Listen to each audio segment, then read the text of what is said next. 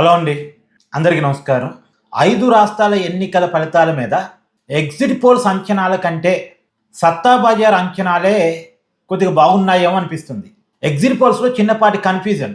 ఇప్పుడు చూడండి, బెంగాల్ ఎన్నికలకు సంబంధించి కొన్ని ఎగ్జిట్ పోల్స్ ఏమో టీఎంసీ గెలవబోతున్నాయని చెప్తున్నాయి, మరికొన్ని ఎగ్జిట్ పోల్స్ ఏమో బీజేపీ గెలవబోతుందని చెప్తున్నాయి.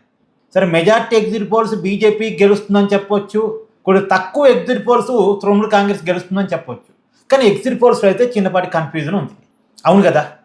అలాగే తమిళనాడులో కూడా మెజార్టీ ఎగ్జిట్ పోల్స్ డిఎంకే గెలుస్తుందని చెప్తున్నాయి, కానీ కొన్ని ఎగ్జిట్ పోల్స్ అన్నా డిఎంకే కూటమి గెలుస్తుందని చెప్తున్నాయి.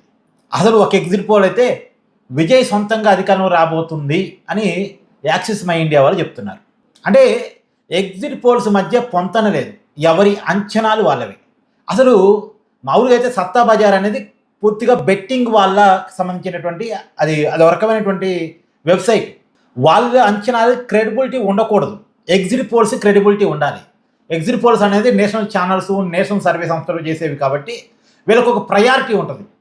వీళ్ళు గ్రౌండ్ లెవెల్లో తిరిగి శాంపిల్స్ సేకరించి వాటిని కోడింగు డీకోడింగు చేసి ఒక సైంటిఫిక్ మెథడ్లో సర్వేలు ఇస్తారు. కానీ నిజానికి ఎగ్జిట్ పోల్స్ ఆ సైంటిఫిక్ మెథడ్లో జరుగుతున్నాయి అంటే జరగట్లేదు అని ఎలా చెప్తున్నాను అంటే, ఎగ్జాంపుల్ అండి, సహజంగా ఎగ్జిట్ పోల్ చేసేవాళ్ళు ఎలా తీసుకుంటారు శాంపిల్స్? ఓటేసి బయటకు వచ్చిన వాళ్ళని మీరు ఏ పార్టీకి ఓటేశారు అనేది డైరెక్ట్గా లేదా ఇండైరెక్ట్గా అడిగి తెలుసుకుంటారు. అది కూడా ఎలా అడిగి తెలుసుకోవాలి? ఒక యంగ్ ఓటర్ని అడగాలి, తర్వాత ఒక మహిళా ఓటర్లో కూడా ఒక యంగ్ మహిళా ఓటరు, ఒక ముసలావిడ, అలాగే పురుషుల్లో కూడా ఒక యంగ్ మెను, అలాగే ఒక ముసలాయన, తర్వాత ఒక డిఫరెంట్ సెక్షన్స్, ఒక ఉద్యోగి, ఒక ప్రైవేట్ ఉద్యోగి, ఒక సాఫ్ట్వేర్ ఇంజనీరు, ఒక కార్మికుడు, ఒక చిన్న సైజు రోడ్డు మీద జొమాటో బాయి, ఆ రకమైనటువంటి. ఇంకో రకంగా అన్ని కులాలు, ఎస్సీ ఎస్టీ బీసీ ఓసీలో కూడా కమ్మారెడ్డి, ఎన్ని కులాలు ఉంటే అన్ని కులాలు. తర్వాత ఒకే ఏరియా వాళ్ళు కాదు, డిఫరెంట్ ఏరియాస్. అంటే ఒక ఏరియా ఒక పార్టీకి అనుకూలంగా ఉండొచ్చు, ఆ ఏరియాలో తీసుకున్న శాంపిల్స్ అని ఒక పార్టీకి ఫేవర్గా ఉండొచ్చు. ఆ ఏరియాలో తీసుకున్న శాంపిల్స్ ఆధారంగా ఆ పార్టీ గెలుస్తుందని ఒక అంచనా రాకూడదు. లేదు, ఒక క్యాస్టోల్లో తీసుకున్న శాంపిల్స్ ఆధారంగా ఆ పార్టీ గెలవబోతుందని అనుకోకూడదు. డిఫరెంట్ ఏరియా తీసుకోవాలి, డిఫరెంట్ ఏజ్ గ్రూప్ తీసుకోవాలి, డిఫరెంట్ కైండ్స్ తీసుకోవాలి. రకరకాలుగా తీసుకొని వీటన్నిటినీ ఒక చోట నమోదు చేసి, మళ్ళా ఒక వ్యక్తి కాదు వీటిని తీసుకునేది, రకరకాల ఏరియాల్లో రకరకాల సెక్షన్స్లో రకరకాల వ్యక్తులు తీసుకుంటారు.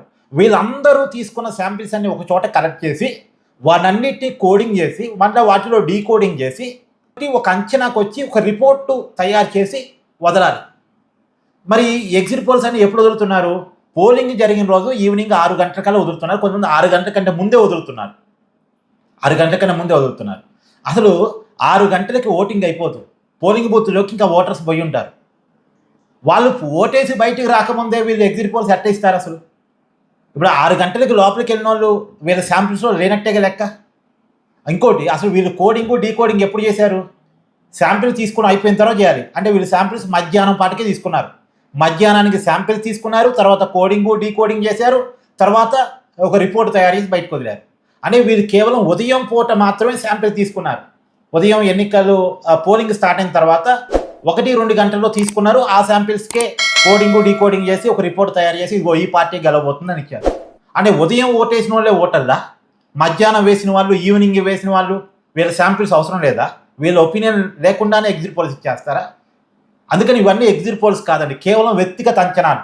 వాళ్ళ జనంలో తిరుగుతారు, ఒక టీ షాప్ దగ్గర, ఒక కాఫీ షాప్ దగ్గర, లేదా ఒక పాన్ షాప్ దగ్గర ఆగుతారు, 10 మందితో మాట్లాడతారు, అక్కడ వచ్చి ఒపీనియన్స్ రాసుకుంటారు. ఆ ఒపీనియన్స్ ఆధారంగా ఒక అంచనాకు వచ్చి ఈ పార్టీకి ఇన్ని సీట్లు వస్తున్నాయని చెప్తారు. ఇప్పుడు నేను ఎలాగైతే డిఫరెంట్ పర్సన్స్తో మాట్లాడి అక్కడ గ్రౌండ్ ఒక అంచనా వేసి సర్వే లేకుండా నా వ్యక్తిగత అంచనా అని చెప్తున్నాను కదా, అలాగే వాళ్ళు చెప్తున్నారు. వాళ్ళు కొద్దిగా ఏదో జనాలు తిరుగుతున్నారు అంతే, అంతకుమించి వాళ్ళు ఏదో సైంటిఫిక్ మెథడ్లో చెప్తున్నారు అనుకోవడానికి ఏం లేదు. అందుకనే మామూలుగా ఈ సత్తా బజారు వాళ్ళ కంటే కూడా ఎగ్జిట్ పోల్స్కి ఒక క్రెడిబిలిటీ ఉండాలి. సత్తా బజార్ అనేది పూర్తిగా బెట్టింగ్ వాళ్ళ కోసం క్రియేట్ చేయబడ్డ ఒక వెబ్సైట్. కానీ బెట్టింగ్ వాళ్ళే బెటరు, వాళ్ళు ఒక అంచనా కరెక్ట్గా వస్తున్నట్టున్నారు. ఇప్పుడు తమిళనాడులో వాళ్ళకి ఏం కన్ఫ్యూజన్ లేదు, సత్తా బజార్ అంచనాలు అక్కడ డిఎంకే గెలవబోతుందని చెప్తున్నారు. ఆ బెట్టింగ్ వేసే వాళ్ళు ₹1,00,000 కదా, ₹1,00,00,000 బెట్టింగ్ వేసే వాళ్ళు కూడా ఉంటారు. వాళ్ళు గ్రౌండ్ లెవెల్లో చెక్ చేసుకుంటారు. అవసరం థర్డ్ పార్టీ డబ్బులు ఇచ్చి వాళ్ళు సర్వేలు చేయించుకుంటారు. పర్సనల్ సత్తా బజార్లో బెట్టింగ్ వేసే వాళ్ళంతా కూడా ఏదో ఒక పార్టీ గుడ్డిగా వేసేస్తారు అనుకోవడానికి లేదు. వాళ్ళు పర్సనల్ సర్వేలు చేయించుకుంటూ ఉంటారు.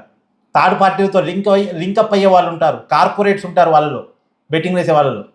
వాళ్ళు చాలామంది వాళ్ళతో టైఅప్ అయ్యి సర్వేలు చేయించుకొని వాళ్ళ ఒక గ్రౌండ్ రియాలిటీని తెలుసుకొని బెట్టింగ్ వేస్తారు. ఎందుకంటే ₹1,00,00,000 ₹1,00,000 కదా, పోతే లక్షలు పోయినట్టు కోట్లు పోయినట్టు కదా. కాబట్టి చూడండి, సత్తా బజార్లో మనం ఏదైతే చెప్పామో దాదాపు అదే బెట్టింగ్ రాయాల ఆసక్తి కూడా అట్నే ఉంది. తమిళనాడులో డిఎంకే గెలవబోతుంది, వన్ సైడ్. అది వన్ సైడ్గా ఉంది. అక్కడ కూడా దాదాపుగా మేజర్గా డిఎంకే గెలుస్తుందని బెట్టింగ్లు పడుతున్నాయి. తర్వాత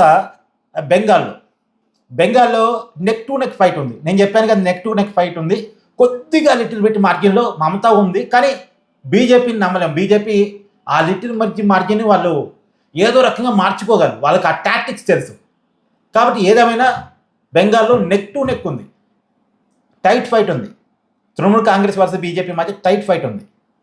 బీజేపీ వన్ సైడ్గా గెలిచిద్దని ఎవరైనా చెప్తే అది తప్పు, నా అంచనాలో తప్పు.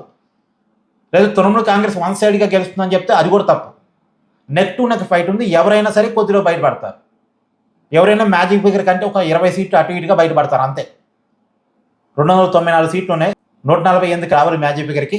అంతకంటే ఒక 20 సీట్లు ఎక్కువగా, లేదా 25 సీట్లు ఎక్కువగా, ఏదైనా 30 సీట్లు లోపే ఎవరికి ఎక్కువ వచ్చిన మ్యాజిక్ ఫిగర్ కంటే. అంతకుమించి ఒకళ్ళు 200 సీట్లు వచ్చే పరిస్థితి లేదు. 148 కంటే ఒక 20-25 సీట్లు అధికంగా వచ్చి విజయాన్ని సాధించితే ఆ పార్టీ అధికారం. సరే, ఒకవేళ బీజేపీ గెలవకపోయినా బీజేపీకి ప్లాన్ బి ఉంది. నేను చెప్పాను ఆ ప్లాన్ బి కూడా. సరే, అది వేరే విషయం. ఈ పర్టికులర్ వీడియోలో అది వద్దులే. కానీ తర్వాత కేరళలో సర్వే సంస్థలు ఈవెన్ సత్తా బజార్ కూడా ఒకే అంచనాలు ఉన్నాయి. అక్కడ యూడీఎఫ్ గెలవబోతుంది, ఎల్డీఎఫ్ ఓడిపోబోతుంది అనేది ఒక అంచనాలు ఉన్నాయి. అస్సాం అయితే క్లియరు, అక్కడ బీజేపీ తిరిగి గెలవబోతుంది. పుదుచ్చేరి అంటే అది ఒక చిన్న కేంద్ర ప్రాంతం, అది పెద్ద విషయం కాదు. అక్కడ ఎన్డీఏ కూటమి అధికారంలోకి వస్తుంది అనేటువంటి ఒక అంచనాని సర్వే సంస్థలు అదే వేస్తున్నాయి, సత్తా బజారు అంచనాలు కూడా అదే చెప్తున్నాయి. ఏదైనా బెంగాల్ విషయంలో అండ్ తృణమూల్ కాంగ్రెస్కి బీజేపీకి నెక్ టు నెక్ ఫైట్ ఉంటుందని, అలాగే తమిళనాడు విషయంలో డిఎంకే గెలవబోతుందని మనం ఏదైతే అంచనాలు చెప్పామో అంచనాలకి దగ్గరగా సత్తా బజార్ అంచనాలు ఉన్నాయి. సరే, అది మీతో షేర్ చేసుకుందాం అనుకుంటున్నాను. Thank you.